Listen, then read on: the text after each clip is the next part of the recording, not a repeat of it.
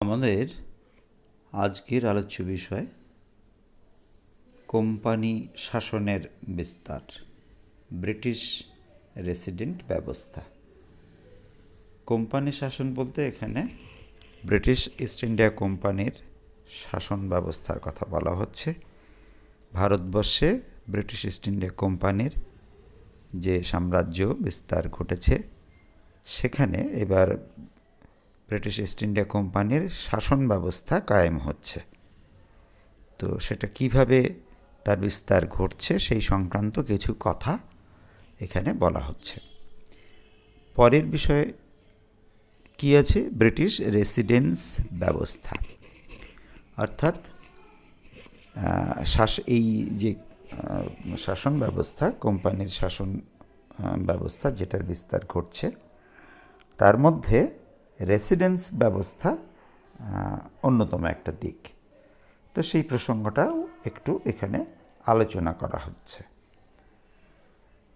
দেখা যাক এই টপিকে আমরা কি বিষয় পেতে চলেছি। ভারতীয় উপমহাদেশের অনেক অঞ্চলেই ব্রিটিশ কোম্পানি পরোক্ষ শাসন চালাত।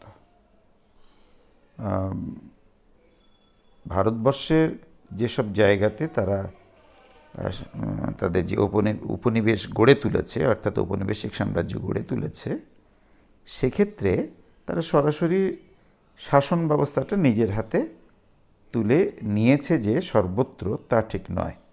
তারা পরোক্ষভাবে শাসন করার চেষ্টা করেছে, অর্থাৎ যেখানে যিনি শাসক আছেন সে তার উপর ব্রিটিশের এই আধিপত্যটাকে চাপিয়ে দিয়ে তাকে দিয়ে স্বীকার করিয়ে নিয়ে, ব্রিটিশের প্রতি আনুগত্য স্বীকার করিয়ে নিয়ে সেখানে কোম্পানি একজন প্রতিনিধি রাখল এবং সেই প্রতিনিধির মাধ্যমে পরোক্ষভাবে তিনি ব্রিটিশ ইস্ট ইন্ডিয়া কোম্পানি শাসন করতে থাকলো। বা শাসনতান্ত্রিক ক্ষেত্রে তাদের এই প্রতিনিধি বিশেষ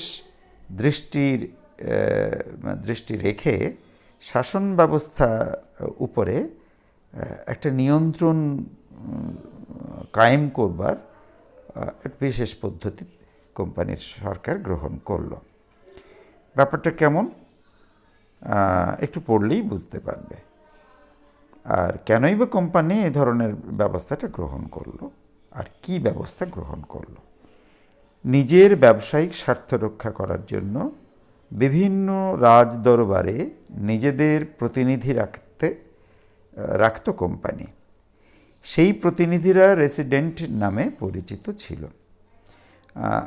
আমরা যেমন আমাদের রেসিডেন্স কথাটা বলি, অর্থাৎ সেটা দিয়ে আমাদের বাড়ির বিষয়টাকে রিফ্লেক্ট করি, অর্থাৎ আমাদের যে হোম অ্যাড্রেস সেটাকে আমরা কি বলি? রেসিডেন্সিয়াল অ্যাড্রেস, এই কথাটাও আমরা বলে থাকি। তো তাহলে রেসিডেন্সে, অর্থাৎ বাড়িতে যারা বসবাস করে বা থাকে, তাদেরকে আমরা রেসিডেন্ট বলে থাকতে পারি। আমাদের বাড়িতে আমরাই যারা মেম্বার আছি তারা রেসিডেন্ট। তেমনি এইসব রাজদরবারে কোম্পানির প্রতিনিধি যিনি থাকতেন তিনি ওই বাড়িটার রেসিডেন্ট, অর্থাৎ ওই রাজদরবারের রেসিডেন্ট। কাদের রেসিডেন্ট? কোম্পানির রেসিডেন্ট, কোম্পানির প্রতিনিধি। তো সেই প্রতিনিধিরা তাহলে কী নামে পরিচিত? রেসিডেন্ট নামে পরিচিত। ব্রিটিশ রেসিডেন্ট ব্যবস্থা একটি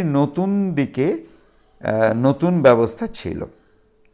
এর মাধ্যমে ভারতীয় উপমহাদেশে ব্রিটিশ কোম্পানির চূড়ান্ত ক্ষমতা রূপ পেয়েছিল।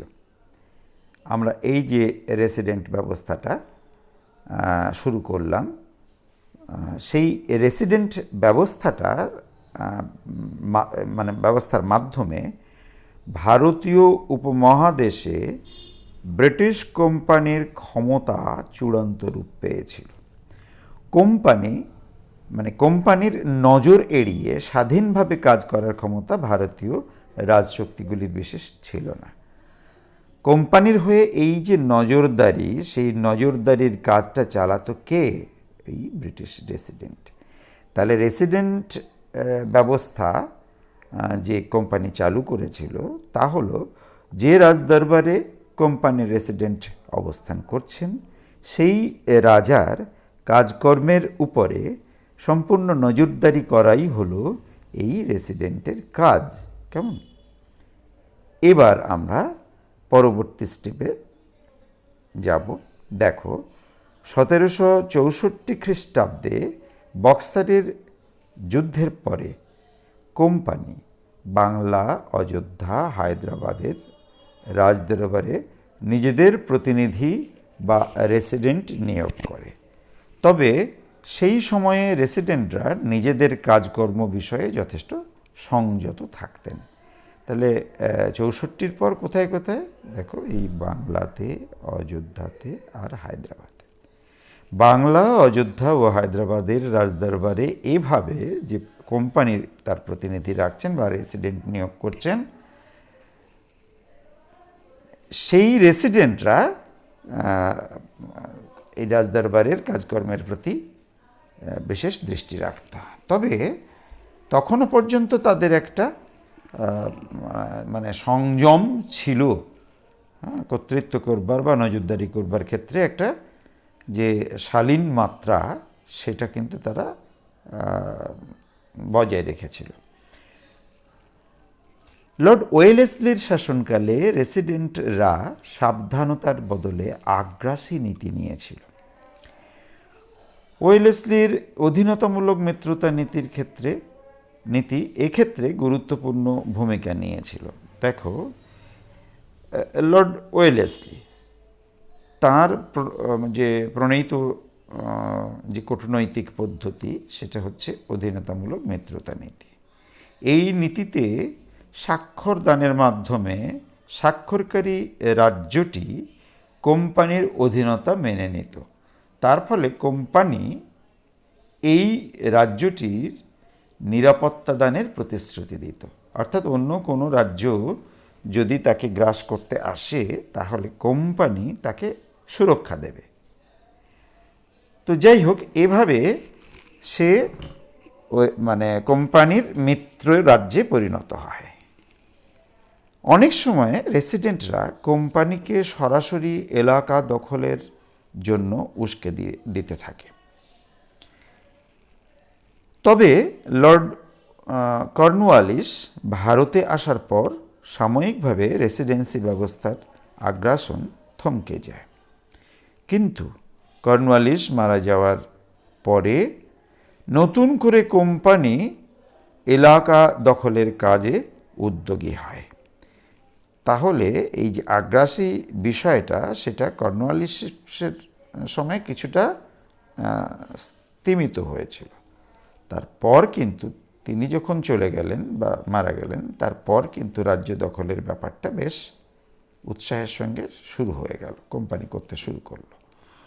পরোক্ষ শাসন কায়েমের বদলে বিভিন্ন এলাকাকে সরাসরি কোম্পানির অধীন এলাকা হিসেবে দখল করে নেওয়ার উদ্যোগ শুরু হয়। লর্ড ডালহৌসি সত্যবিলোপ নীতি প্রণয়ন করেছিলেন। তাই তার সত্যবিলোপ নীতি এক্ষেত্রে খুব গুরুত্বপূর্ণ ভূমিকা নিয়েছিল।